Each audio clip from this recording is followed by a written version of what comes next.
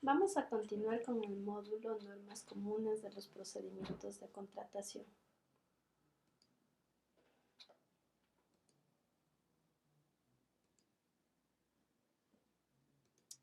Convalidación de errores. En la convalidación de errores, las ofertas una vez presentadas no podrían modificarse. No obstante, si se presentan errores de forma, podrían ser convalidados por el oferente a pedido de la entidad contratante. Esto dentro del término de 2 días y máximo de 5 días contados a partir de la notificación. Recordemos que la convalidación de errores se presenta una vez que los proveedores entregan sus ofertas y en base a las condiciones o especificaciones establecidos por el ente contratante, los entes contratantes, los funcionarios de los entes contratantes revisan que las ofertas cumplan con las condiciones establecidas en los pliegos. Entonces realizaremos una convalidación para revisar si tienen toda esa información.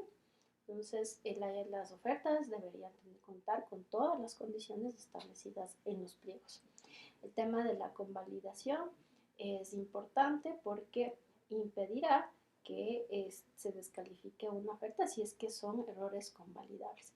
Entonces, la normativa de contratación pública nos explica, nos indica que se entenderán por errores de forma aquellos que no impliquen modificación alguna al contenido de la oferta. Son errores de forma, más no de fondo. Errores de forma, y nos ponen unos ejemplos como errores tipográficos, de foliado, sumilla o certificación de documentos. Entonces, es importante que tomemos en cuenta estas condiciones y bueno, el término para esta convalidación, como ya lo habíamos visto, está establecido de 2 a 5 días. Entonces, la entidad contratante establecerá las fechas en las que realizará la convalidación. El ente contratante le informa al proveedor y este contestará a la convalidación. Entonces, dentro de este tiempo, la entidad informa al proveedor para que presente su convalidación. La normativa de contratación pública nos da específicamente unas condiciones en las que podríamos convalidar las ofertas, es decir, errores convalidables. ¿Qué sí podríamos convalidar? Pues esos serían los errores de naturaleza convalidable. Vamos a ver entonces esos errores. El primero sería información documental para la verificación de un hecho, circunstancia o condición que haya existido con anterioridad a la fecha límite de presentación de ofertas. 2. Podrían considerarse como errores de naturaleza convalidable las inconsistencias establecidas entre la información registrada en el formulario de la oferta con relación a los documentos de soporte o a los probatorios de una determinada condición. Estos se considerarán errores convalidables. La aclaración, ampliación o precisión requeridos respecto de una determinada condición cuando ésta se considere incompleta, poco claro, inclusive contradictoria con respecto a otra información dentro de la misma oferta.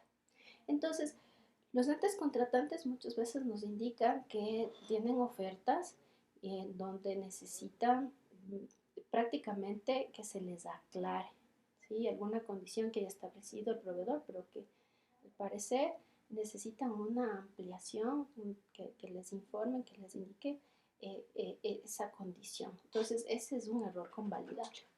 También tendríamos como error convalidable cualquier oferta presentada con firma manuscrita, digitalizada en los procedimientos que se hayan emitido.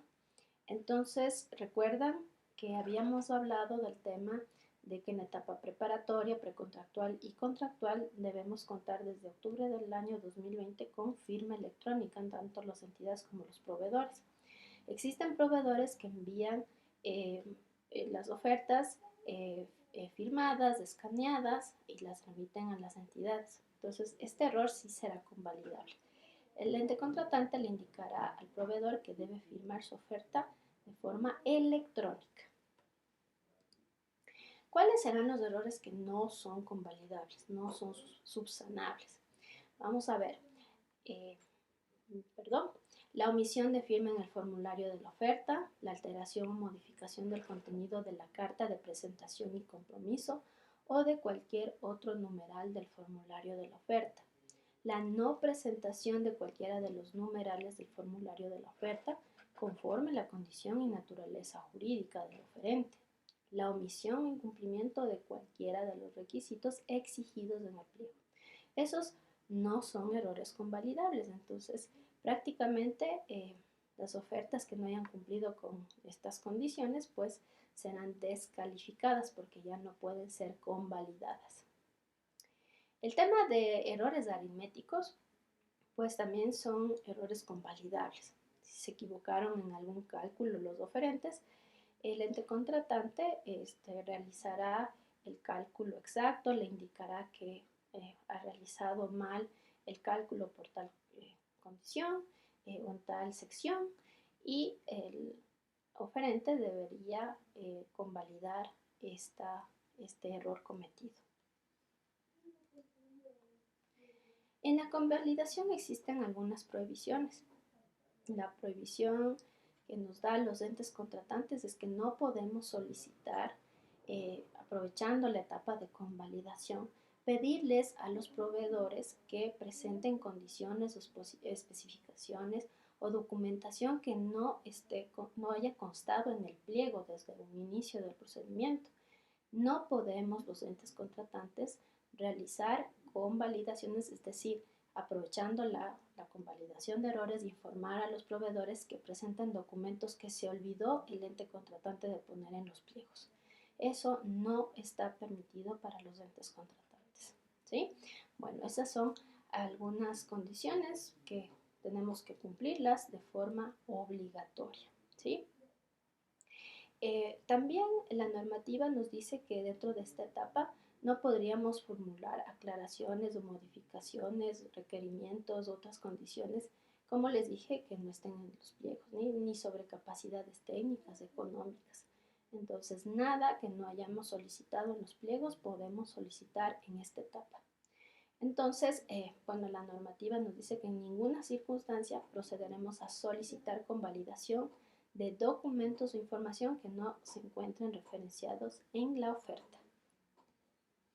Las disposiciones al tema de la convalidación de errores y que son específicos para la firma electrónica, para que tomemos en cuenta que el momento que los proveedores entreguen las ofertas, qué condiciones debemos solicitar a estos proveedores y debemos conocer los entes contratantes.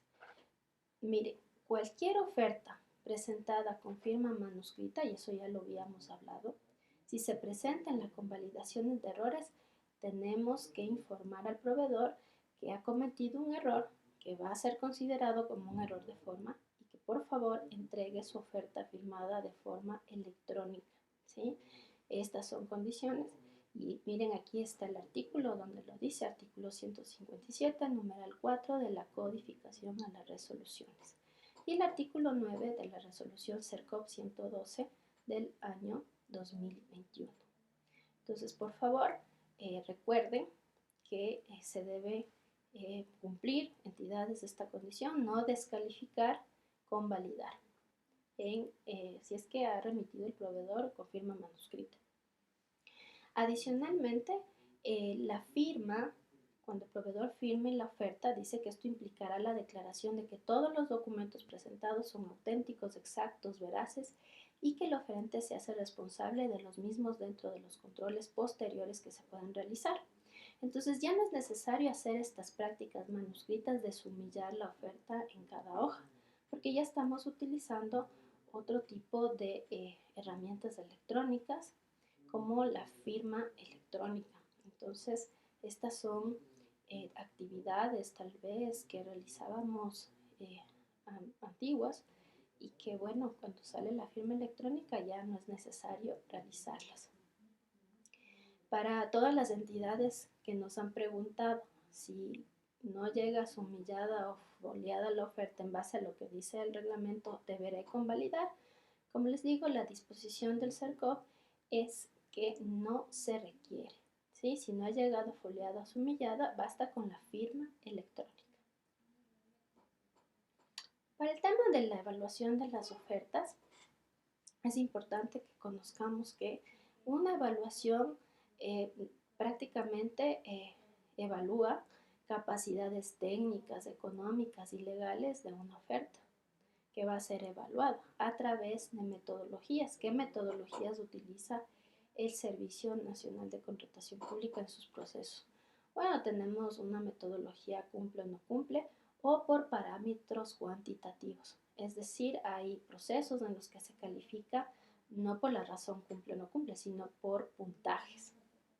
Entonces, esto es importante que se tome en cuenta que al momento que utilicen los procesos de contratación pública, que realicen estos procedimientos en el sistema, van a ver que en unos procesos nos pide a los entes calificar por razón y en otros por puntaje.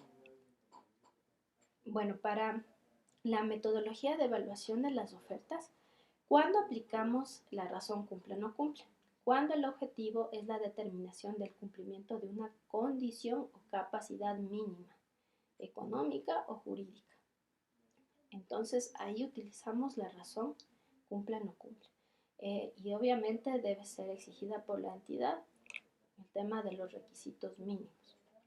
También se empleará la metodología por puntaje. Esto cuando el objetivo sea el establecimiento de mejores condiciones o capacidades en lo técnico, económico o entre los oferentes que han acreditado previamente una condición o capacidad mínima requerida. En cuanto a los temas de descalificación o rechazo de una oferta, bueno, hay que tomar en cuenta que la normativa de contratación pública hace referencia a que las entidades revisan las ofertas y en esta el tema de la experiencia técnica del oferente. Esta disposición, miren lo que nos dice. Para procedimientos de contratación cuyo presupuesto es igual o inferior a los $500,000, la experiencia de una persona jurídica podrá ser acreditada a través de una tercera persona natural, siempre y cuando ésta se encuentre en relación de dependencia con las personas jurídicas participantes por un tiempo que no sea menor al de 12 meses consecutivos a partir de la presentación de la oferta. Entonces, tomemos muy en cuenta esta condición, entidades contratantes, para el tema de la experiencia técnica del oferente. Adicionalmente, este nos indica que podemos revisar el tiempo de existencia legal y nos dice que igual para procedimientos de contratación cuyo presupuesto referencial es igual o inferior a los $500,000, no habrá tiempo de existencia legal mínima requerida, ¿no? Cuando el monto es igual o inferior a $500,000. Y para los procedimientos de contratación que sobrepasen este monto de presupuesto, el tiempo requerido de existencia legal sería mínimo de 3 años. Ahora, existe una condición específica que nos dice que en el caso de que la persona jurídica posea un tiempo de constitución menor a 12 meses, la experiencia podría ser acreditada por sus accionistas, representante legal o personal en relación de dependencia. La persona jurídica podría acreditar la experiencia del personal técnico solo mientras este personal se mantenga laborando en ella. Entonces, miren qué importante es conocer este tema para revisar las experiencias. En cuanto al tema del patrimonio, el patrimonio se exigirá para personas jurídicas. Entonces, en el caso de las personas jurídicas, la entidad debe verificar que el patrimonio sea igual o superior a la relación con el presupuesto referencial. El Servicio Nacional de Contratación Pública tiene establecido una tabla de montos y en base a eso las condiciones del patrimonio. De seguro, más adelante, en un curso más avanzado, tendrán toda esta información para que ustedes sepan cómo se realizan inclusive esos cálculos de patrimonio. En la consultoría hay que recordar que la normativa de contratación pública dice que no se exigirá el cumplimiento del patrimonio, por lo que no será causal de rechazo de la oferta la no presentación de este requisito. En cuanto a las reglas de participación general y específica en procedimientos del régimen común, ustedes ya han visto en el inicio de este curso de fundamentos, de seguro los tipos de procedimientos del régimen común, del régimen especial, y entonces esta condición es para verificar la experiencia específica y general en los procesos del régimen común. Las experiencias nosotros estábamos acostumbrados a solicitarlas tal vez por número de contratos, ¿sí? Y de esa forma se acredita la experiencia. La normativa emitida por el Servicio Nacional de Contratación Pública, porque esta es una disposición del CERCOP, nos indica que ya no tomaremos en cuenta, ¿sí?, la experiencia general o específica por número de contratos, ¿sí?, sino por los montos mínimos requeridos para cada tipo de experiencia. De igual forma, hay una tabla establecida con porcentajes mínimos, máximos en base al monto del presupuesto que podrán establecer los entes contratantes para las experiencias. Esto lo verán más adelante, un curso más avanzado, y podrán ver cómo hacer inclusive estos cálculos de las experiencias. Bueno, recuerden, no se solicitará por número de contratos, sino por montos, ¿sí? Por los montos mínimos que presenten los proveedores. Esos montos dependen mucho del cálculo, es más, del porcentaje que haya establecido la entidad para la experiencia, ¿sí? Entonces, por ejemplo, si la entidad solicitó una experiencia de $50,000 en experiencia general, según esta tabla, estas condiciones que les digo que tenemos establecidas, pues yo no es que necesito como entidad no le solicitaré al proveedor que me dé 5 contratos o actas de entrega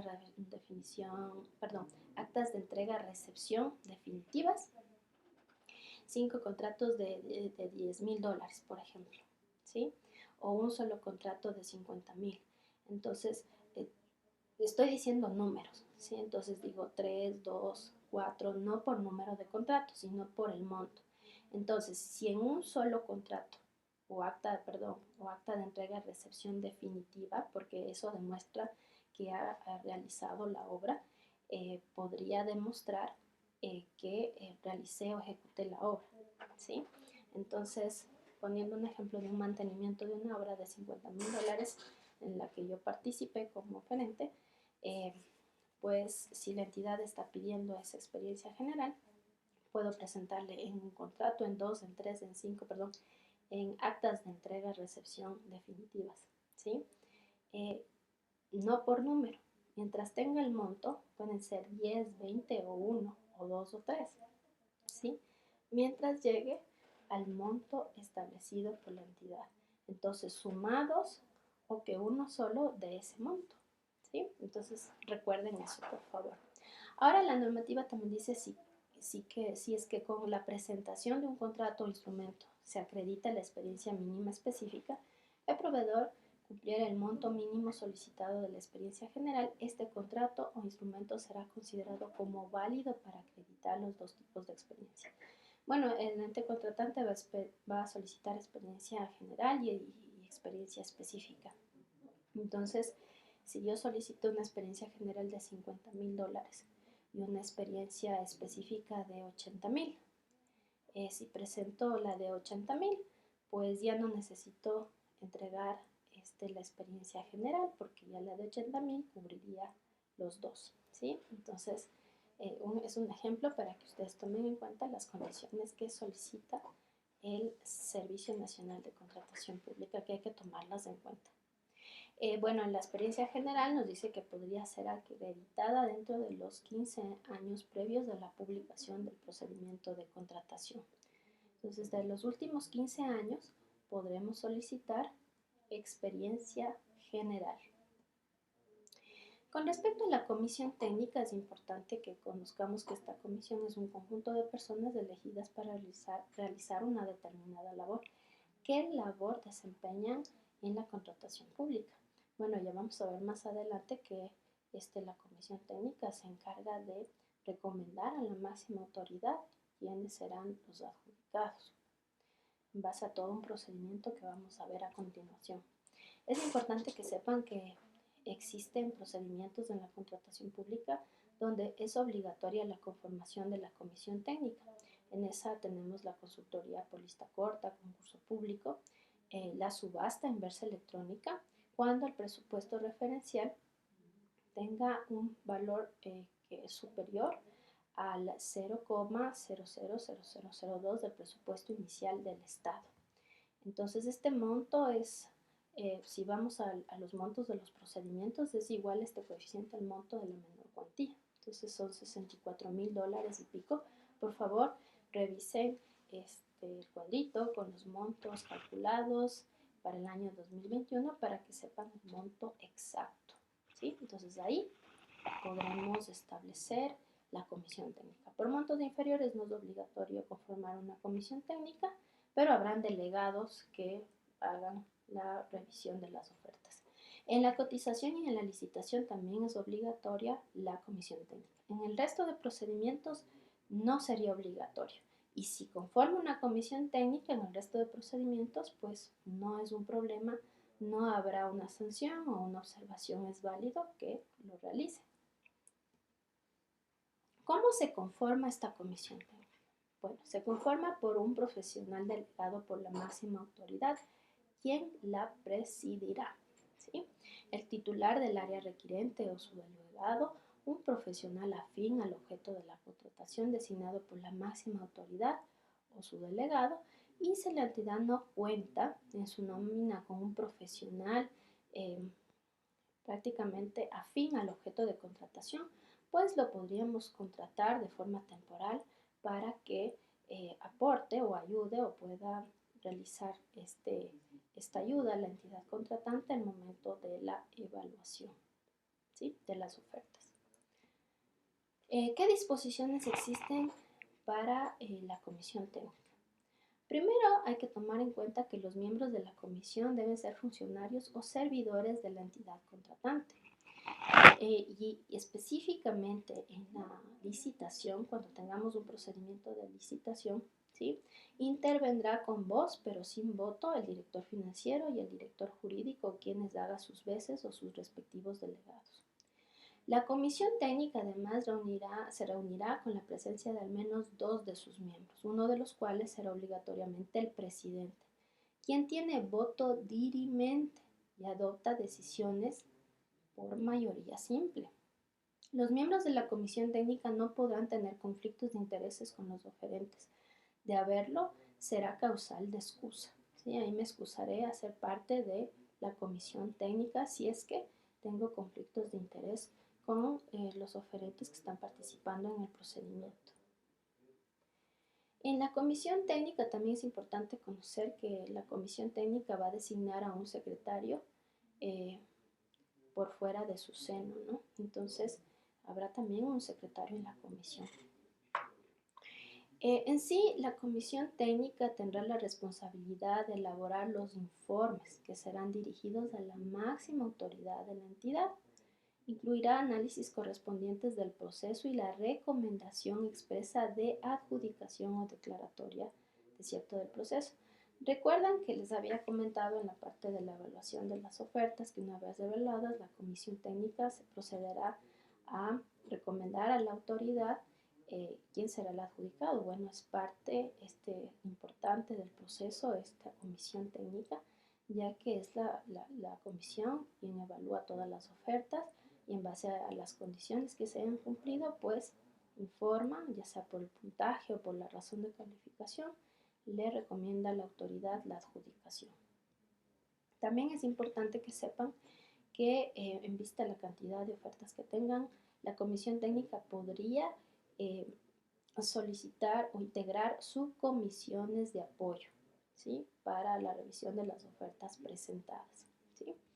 Bueno, los informes de la subcomisión deben incluir recomendaciones que se crean necesarias para que se aporte o se ayude en el proceso de calificación.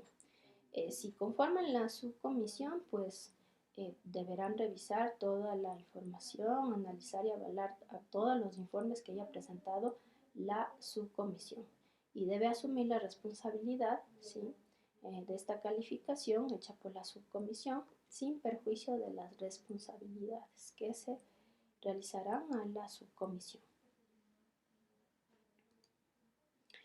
Bueno, vamos al tema de la adjudicación, que también es una norma común en todo procedimiento. La adjudicación es importante que nosotros lo conozcamos porque la normativa de compra pública habla de que esta adjudicación se realizará por el mejor costo, ¿sí? Los bienes y los servicios, cuando vayamos a adjudicar, prácticamente se toma en cuenta en los bienes y servicios que cumpla la oferta con todas las condiciones y especificaciones solicitadas y también con los requerimientos técnicos legales exigidos, y adicionalmente que se oferte el precio más bajo. Con respecto a las obras, la normativa nos dice que el mejor costo sería o la oferta que ofrezca la entidad las mejores condiciones presentes y futuras en los aspectos técnicos, financieros y legales, sin que el precio más bajo sea el único parámetro de selección. En la consultoría deberemos tomar en cuenta el criterio de calidad y costo con el que se adjudicarán los contratos de consultoría en relación de la ponderación que para el efecto se determine en los pliegos correspondientes y que en ningún caso el costo tenga un porcentaje de incidencia superior al 20%. Entonces, en la consultoría, criterios de calidad y costo, el 20% se le ponderará a la oferta económica y el 80% a todas las condiciones y a los términos de referencia de la consultoría. Para la cancelación del procedimiento, debemos saber que esta condición también se podría presentar. Para ello, solamente podríamos cancelar un procedimiento 24 horas antes de la fecha de presentación de ofertas. Recordemos las etapas de los procedimientos de contratación. En la etapa precontractual, en la fase de preguntas, respuestas y aclaraciones, podremos, en esta etapa, desde las preguntas, hasta antes de la entrega de las ofertas, podríamos realizar una cancelación y no después de esas etapas. Pero ¿cuándo podríamos cancelar el procedimiento? Solamente en base a las causales establecidas en la cancelación. Primero, de no persistir la necesidad, en cuyo caso se archivará el expediente. O sea, una vez publicado, si ya no persiste la necesidad de realizar la contratación y si estamos 24 horas antes de la entrega de las ofertas, nos permitirá el sistema cancelar el procedimiento. También dice que podríamos cancelar un procedimiento cuando es necesario introducir una reforma sustancial que cambie el objeto del contrato. Y ahí prácticamente deberíamos hacer un nuevo procedimiento, porque tal vez la entidad se equivocó y puso un objeto de contrato que no tenía que ver con el procedimiento. Entonces ahí aplica la cancelación. Y también por violación sustancial de un procedimiento precontractual. El ejemplo de eso podría ser que las entidades no hayan contestado todas las preguntas que hicieron los proveedores en la etapa de las preguntas, ¿no? Entonces, en las respuestas, muchas entidades no contestan todas las preguntas y eso es una afectación, una violación al procedimiento precontractual. Recordemos que estas condiciones son las únicas y las obligatorias que establece la Ley de Contratación Pública. En la declaratoria de desierto o cancelación no dará lugar a ningún tipo de reparación o indemnización a los oferentes. Esa es la cancelación del procedimiento. Ahora bien, ¿qué es la declaratoria de desierto del proceso? La declaratoria de desierto del procedimiento prácticamente dice que una vez declarado desierto, esta declaración puede ser desierta total o parcial, depende del procedimiento, cómo se realizó el procedimiento, si de forma total o parcial, y en base a esto se declara desierto el procedimiento, ¿no? Se dispondrá entonces del archivo o reapertura del proceso. La declaratoria de desierto del procedimiento no es igual que una cancelación. Aquí hay otras causales, es otro estado del proceso y se presenta cuando no se hayan presentado ofertas. Ahí puedo declarar desierto el procedimiento. Por haber sido inhabilitadas todas las ofertas presentadas o la única presentada, por no celebrarse el contrato por causas imputables, siempre que no sea posible adjudicar el contrato a otro oferente, por considerarse inconvenientes para los intereses nacionales o institucionales todas las ofertas o las únicas presentadas. Y si una vez adjudicado el contrato se encontrare una inconsistencia, simulación o inexactitud en la información presentada por el adjudicatario. Entonces, estas causales rigen para la declaratoria desierto. Solo podríamos declarar desierto un procedimiento si se presentan estas causales. Bueno, hemos concluido con el módulo de normas comunes de los procedimientos. Bueno, es grato para mí haberlos tenido en este módulo. Les invito a que sigan revisando el resto de módulos y éxitos en este curso. Muchas gracias.